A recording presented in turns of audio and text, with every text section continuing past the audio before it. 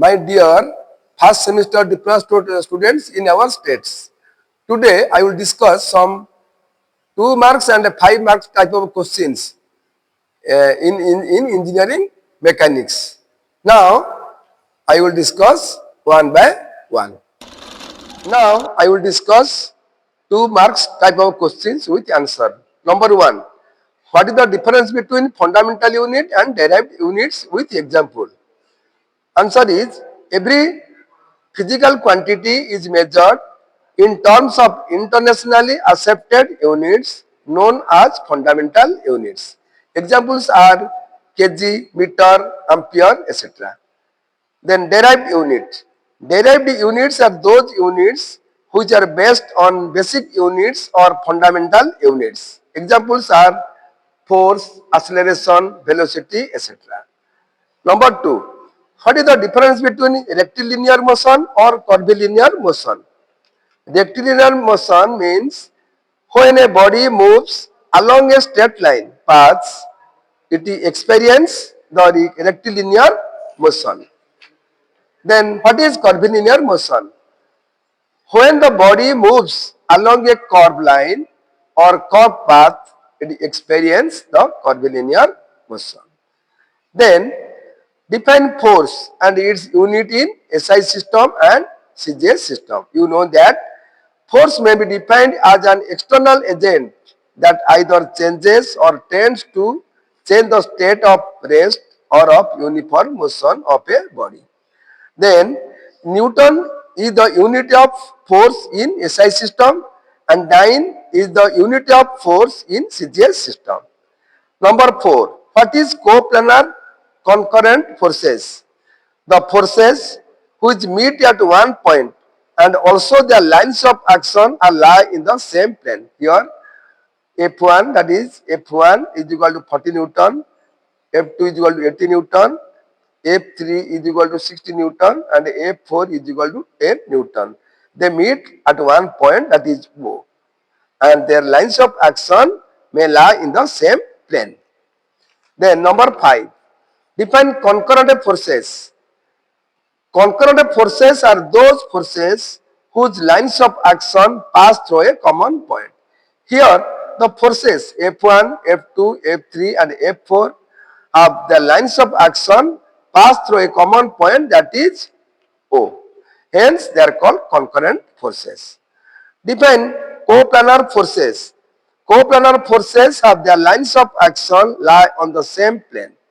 In the figure, the lines of action F1, F2 and F3 lie on the same plane, are called coplanar forces. Then, what is the difference between rigid body and elastic body? Rigid body. A body is called a rigid body if it does not undergo any deformation when acted upon by a force system. Strictly speaking, no body on earth is a rigid body. Then what is elastic body? A body is called an elastic body if it undergoes deformation when acted upon by a force systems. Generally, all the bodies are more or less elastic. Then what is the difference between scalar quantity and a vector quantity with example? You know that a scalar quantity has only magnitude but no direction. In examples are mass, temperature, etc. What is vector quantity? A vector quantity has both magnitude and direction. Examples are velocity and force. Then define triangle of force. Triangle of force, it states that if two forces acting simultaneously on a body be represented in magnitude and direction by the two sides of a triangle taken in order, the resultant may be represented in magnitude and direction by the third side of the triangle taken in opposite order. Here this force P, this force Q, this the R, but in opposite order. Then what is the resultant force of a parallelogram when theta is equal to 90 degree? You know that the resultant of parallelogram is R is equal to P square plus Q square plus 2PQ cos theta. But here theta is equal to 90 degree. Then R is equal to P square plus Q square plus 2PQ cos 90. Since cos 90 is equal to 0, therefore I am writing as R is equal to P square plus Q square plus 2PQ into 0. Therefore R is equal to P square plus Q square root over. Then define Lami's theorem. You know that Lami's theorem states that if three forces acting at a point be in equilibrium, then each force is proportional to the sine of the angle between the other two. Here, P, Q and R are three forces. Alpha is the angle between Q and R. Beta is the angle between P and R. And gamma is the angle between P and Q. Mathematically, Lami's theorem is written as P by sin alpha is equal to Q by sin beta is equal to R by sin gamma. Then number 12, write different types of beam. Generally, there are different types of beam such as cantilever beam, simple supported beam, fixed beam, continuous beam and overhanging beam. Then number 13, write different types of loads. Generally, there are three types of loads, that is point load, uniformly distributed load and uniformly varying load. These are the very important questions. Now, define cantilever beam with example. Actually, a beam is fixed at one end and free at other end, that is known as cantilever beam. Examples are Chaja. Here this is the fixed, this is the free end. Next question, define mechanical advantage. You know that the ratio of the load lifted to the effort applied is called mechanical advantage. Mathematically, MA is equal to W by P, where W is equal to weight lifted and P is equal to effort applied. Then next question, define velocity ratio. It is a ratio between distance moved by the effort applied and the distance moved by the load lifted. Mathematically, it can be expressed as VR is equal to Y by X. What is Y? Now, Y is equal to distance moved by the effort applied. X is equal to distance moved by the load lifted. Then, what is the efficiency of a machine? Actually, it is the ratio of the useful work done by the machine to the work done on the machine. It can be expressed as efficiency. This is the symbol for efficiency is equal to output by input into 100. Then another definition of a efficiency of a machine is the ratio of mechanical advantage to the velocity ratio. Therefore, efficiency is equal to MA by VR. Now, I will discuss some important problems. In a certain weight lifting machine, an effort of 40 Newton is required to lift a load of 440 Newton. The distance moved by the effort is 65 centimeter and the load is lifted through 4 centimeter. Find out the mechanical advantage, velocity ratio and efficiency of the lifting machine. First of all, data given. P is equal to effort applied is equal to 40 Newton. W is equal to weight lifter 440 Newton. Y, distance moved by the effort is equal to 65 centimeter. X, distance moved by the load is equal to X centimeter. We know that mechanical advantage is equal to MA is equal to W by P. After putting the values, we have 440 by 40 is equal to 11. Now, velocity ratio is the Y by X.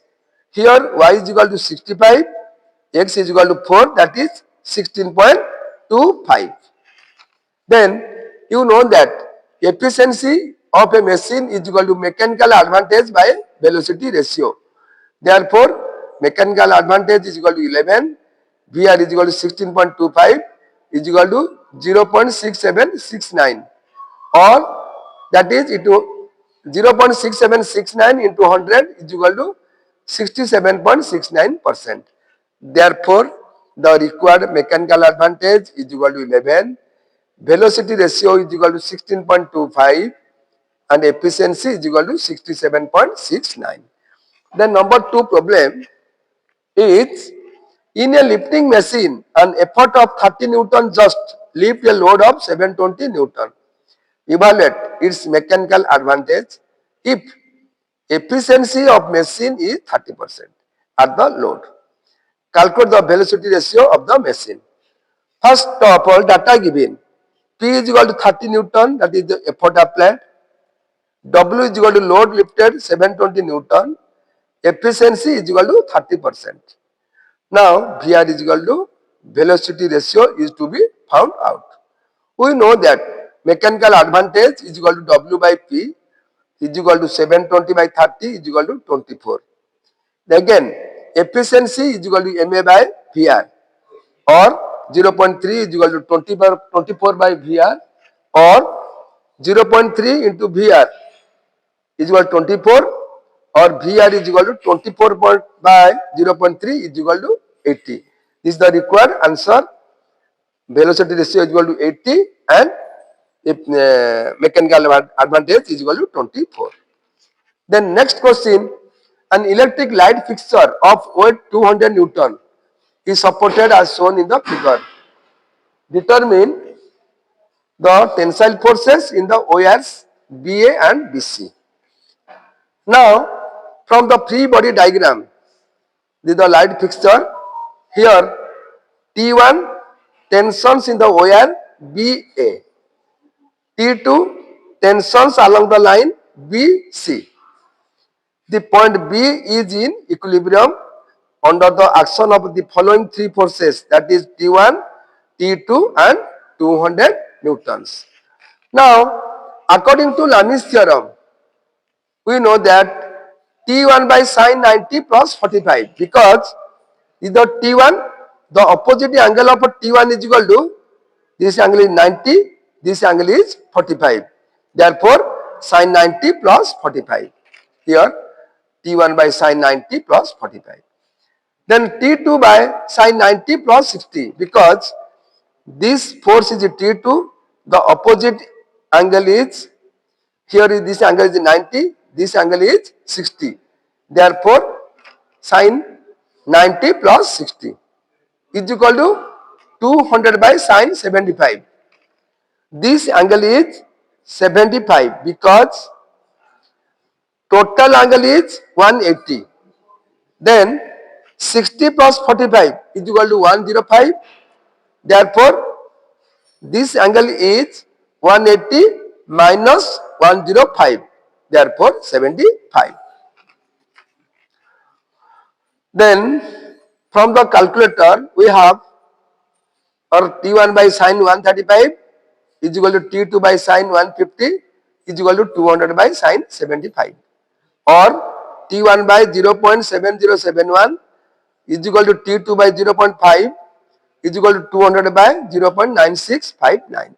After calculating, we have T1 by 0.7071 is equal to 200 by 0.9659, or T1 is equal to 200 into 0.7071 divided by 0.9659 is equal to 146.4 Newton. Then similarly, T2 by 0.5 is equal to 200 by 0.9659, or T2 is equal to 200 into 0.5 divided by 0.9659 is equal to 103.53. These are the required tensile forces along the line BA and BC. Then, next question, the greatest and least resultant of two forces are respectively 18 kilonewton and 4 kilonewton. Determine the angle between the two forces when the resultant is 170 root over kilonewton. You know that greatest force means P plus Q is equal to 18. Least resultant means P minus Q is equal to 4. And resultant is equal to 170 root over is given. Theta is the angle between included angle is to be found out by the two forces P and Q. Now, we know that P plus Q is equal to 18, P minus Q is equal to 4, therefore 2P is equal to 22, P is equal to 22 by 2 is equal to 11. Putting the value of P in equation 1, 11 plus Q is equal to 18, or Q is equal to 18 minus 11 is equal to 7. Then we know that R is equal to P square plus Q square plus 2PQ cos theta. After putting all the values, we have R is equal to root over 170 is equal to 11 square plus 7 square plus 2 into 11 into 7 cos theta root over, or 170 root over is equal to 11 square is equal to 121, 7 square is equal to 49 plus 2 into 11 into 7 is equal to 154 cos theta root over, or we can write as 121 plus 49 is equal to 170 plus 154 cos theta root over. Then squaring both sides, we have 170 is equal to 170 plus 154 cos theta, or 154 cos theta is equal to 170 minus 170 is equal to 0, or cos theta is equal to 0 by 154 is equal to 0, or cos theta is equal to cos 90, or theta is equal to 90 degree. This is the required angle. Then another question is, the greatest and least resultant of two forces are respectively 17 kilonewton and 3 kilonewton. Determine the angle between the two forces when the resultant is root over 149 kilonewton. Now, data given. Greatest force is equal to 17 kilonewton, least force is equal to 3 kilonewton. Now, theta is equal to required included angle between P and Q when resultant is root over 149. You know that P plus Q is equal to greatest force is equal to 17, P minus Q is equal to least force is equal to 3. Then after adding 2P plus Q minus Q cancel, 2P is equal to 20, or P is equal to 20 by 2 is equal to 10. Putting the value of P in equation 1, we have 10 plus Q is equal to 17, or Q is equal to 17 minus 10 is equal to 7. We know that R is equal to P square plus Q square plus 2PQ cos theta, or root over 149 is equal to P is equal to 10 square, Q is equal to 7 square plus 2 into 10 into 7 cos theta root over, or root over 149 is equal to 100 plus 49 plus 140 cos theta. Then root over 149 is equal to 149 plus 140 cos theta. Squaring both sides, we have 149 is equal to 149 plus 140 cos theta, or 140 cos theta is equal to 149 minus 149 is equal to 0, or cos theta is equal to 0 by 140 is equal to 0. Therefore, you know that cos 90 is equal to 0 degree. Therefore, I am writing as cos theta is equal to cos 90 degree, or theta is equal to 90 degree. Then another important question is, find the magnitude of two forces such that if they act at right angles, the resultant is root over 10 kilonewton, while when they act at an angle of 60 degree, the resultant is root over 13 kilonewton. You know that when theta is equal to 90 degree, R is equal to root over 10. When theta is equal to 60 degree, R is equal to root over 13. Let P and Q are two required forces acting at an angle of theta between them. You know that R is equal to P square plus Q square plus 2PQ cos theta. When theta is equal to 90 degree, R is equal to root over 10.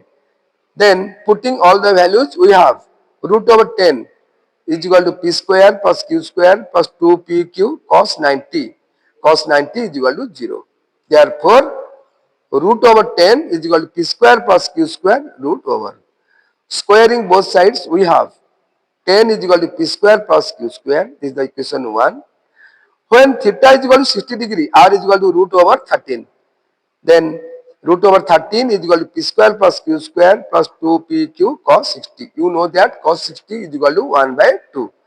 Therefore, root over 13 is equal to p square plus q square plus pq root over. Squaring both sides, we have root over 13 square is equal to p square plus q square plus pq root over square, or 13 is equal to p square plus q square plus pq. Then p square plus q square is equal to 10.